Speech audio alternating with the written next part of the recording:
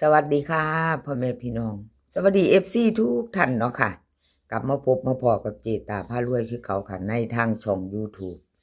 คลิปนี้เจตาก็จะวางแนวทางของฮานอยค่ะ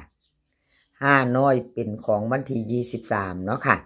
กับขอโทษขออภัยที่บ่ได้ลงไป2มื้อเนาะค่ะ FC ผู้เพิ่นตาม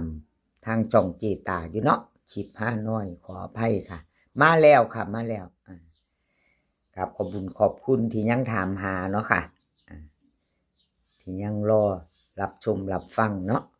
ครับขอบพระคุณหลายๆเจ๊ปากแดงค่ะเห็นอยู่นี่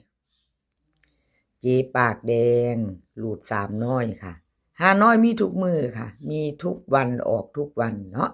มีหลุด3น้อย3รอบค่ะในช่องของเจตาพารวยเนาะรอบแรกจะมี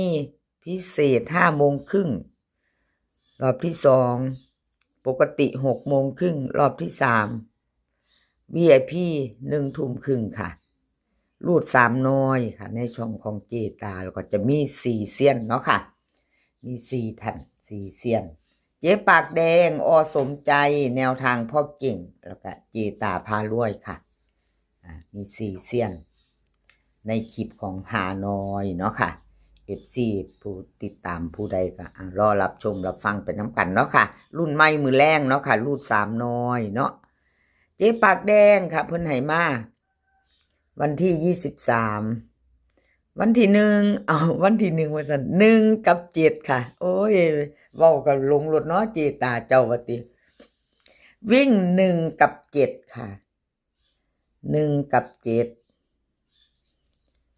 2ตัว4หางค่ะ1716 75 74เบิ้ลค่ะ1177 3ตัวค่ะ175 774วันที่23เป็นมื้อนี้ไปใหม่มาต่อกันสายวิ่งสายลูดค่ะเจ๊ปากแดงเนาะมัน1กับ7เพิ่นเด่นทอกันค่ะวงกลมให้ทอกัน1กับ7วิ่งของเพิ่น2ตัวค่ะ2หาง7574เน้น2หาง2ตัวเนาะค่ะ3ตัว175 1หางค่ะเจ๊ปากแดงเน้นให้เนาะเพิ่นให้หางเดียวค่ะเน้นหางเดียว3ตัวเพิ่นก็มา2หางเนาะเจ๊ปากแดงเอาแคปหน้าจอค่ะใครจะไปต่อกับเจ๊ปากแดงมื้อแรงเนาะ FC เจ๊ปากแดงมาแล้วค่ะไปลุ้นกันใหม่ไปต่อเจ๊ปากแดงรูด3น้อยเนาะค่ะ5น้อยมีทุกมือออกทุกมือเนาะค่ะมีทุกวันไปต่อค่ะไปต่อสมใจค่ะกราบขอบคุญขอบคุณเจปากแดงหลายๆเด้อค่ะที่ให้แนวทางมาวางทางช่องของเจตากราบขอบพระคุณเป็นอย่างสูงค่ะมาหลุนสมใจค่ะสมใจ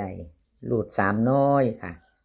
รูด3น้อยของสมใจวิ่งรูดเพิ่นให้มา5กับ6ค่ะ2ตัว4หาง5352 6463เบิ้ลค่ะ5566 3ตัว564663วิ่งรูดเด่นทอกันค่ะ6กับ5กับ6เด่นเท่ากัน2ตัวเพิ่นเน้นให้64กับ63ค่ะสมใจ3ตัวเน้นหางเดียวค่ะ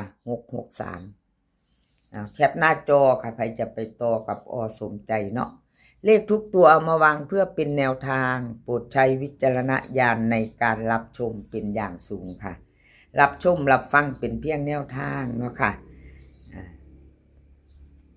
สมใจอยู่ในใจผู้ใดกะมาหลุ่นใหม่3น้อยค่ะมือแรงFC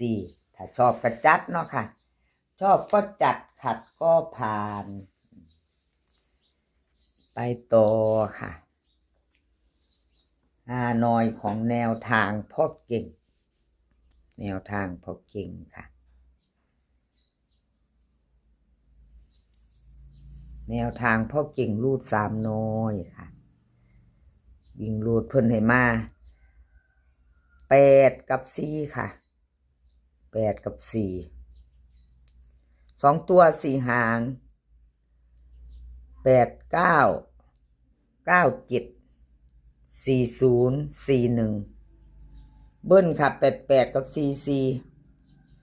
3ตัวค่ะ840 497 441วิ่งรูดแนวทางพ่อเก่ง8กับ4นี่วงกลมไม่ทอกันค่ะเด่นเท่ากันสายวิ่งสายรูดไปเป็น FC ของพ่อเก่งเนาะค่ะของพ่อเก่ง8กับ4เด่นทอกันผลวงกลมให้เน้น2หางค่ะ2ตัว8 9กับ41ค่ะ441ค่ะ3ตัวเน้นหางเดียวแนวทางพอเก่งไผจะตามตัวเนาะค่ะกราบขอบบุญขอบคุณแนวทางพอเก่งหลายๆค่ะที่ให้แนวทางมาว่างทางช่องค่ะกราบขอบพระคุณเป็นอย่างสูง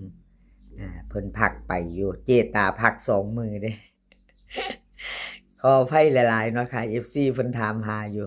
กราบขอบบุญขอบคุณหลายๆหาอยู่เจตาบ่ลงน้อยบ่มื้อนี้ว่าซั่นบอกเซียนเพิ่นไปอยู่พักจาก2มือก่อนซั่นวันนี้มาแล้วค่ะ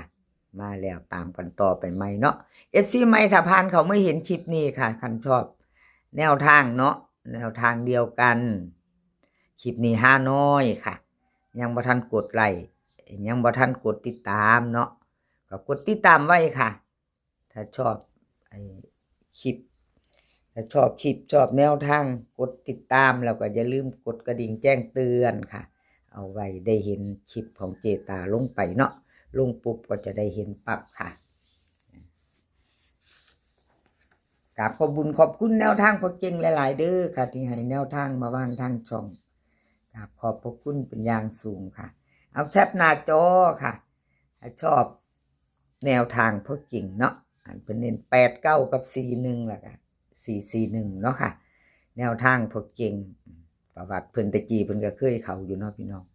มือละรอบ2รอบเนาะเอาก็มาตามต่อค่ะเป็นมือใหม่วันใหม่เนาะวันใหม่ก็ไปต่อรูด3น้อยเนาะค่ะ FC ผู้เพิ่นตามผู้เพิ่นเขามารับชมรับฟังตามต่อเนาะค่ะมือนี้ไปต่อค่ะไปต่อเจตาพารวยค่ะมือนี้มาลุ้นกันใหม่กับเจตาเป็นจังไดเนาะเจตารูด3น้อยค่ะของเจวิ่งรูดให้9กับ1ค่ะ9กับ1 2ตัว4หางค่ะ98 97 13 14ค่ะเบิ้ล99กับ11 3ตัวค่ะ198 113วิ่งรูดค่ะ9กับ1เด่นทอกันเจตาให้เด่นทอกันเนาะค่ะ98กับ13ค่ะเน้น2ตัว2หาง3ตัวเน้นหางเดียวค่ะ113